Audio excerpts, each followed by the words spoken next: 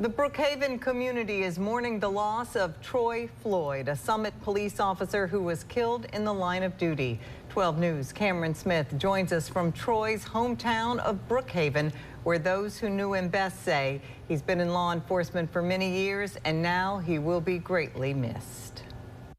Some knew Troy for many years, others knew him for a short time. They all talk about what a great man he was. He never met a stranger and he always had a smile on his face. Troy Floyd grew up in Brookhaven and served many years working law enforcement in Lincoln County.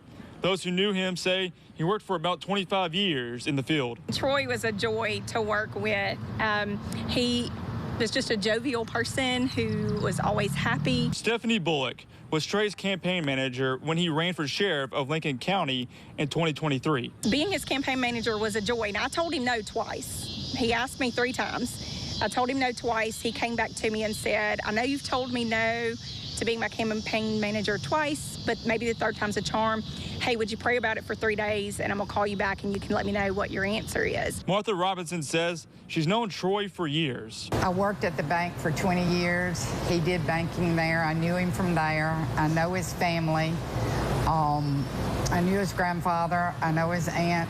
You know, I worked with her at the bank for 20 years. Folks at the Coke plant say they're going to miss him. We all got used to him being here every day, you know, and yesterday was a very, very sad day for us to hear what had happened. Those who knew him say he would always try and help others by looking to his Bible. There was never a time that he wasn't going to talk about scripture or something that the Lord had done, or to encourage you about what the Lord can do in your life. Obadiah Morgan says Troy was a good friend and wished he had more friends like Troy, and the last 24 hours have been difficult. I realized that you can be here today and gone tomorrow, but I also realized that the last time I talked with him, he always told me, I'm praying for you, and I'm praying for your church, and I love you, brother.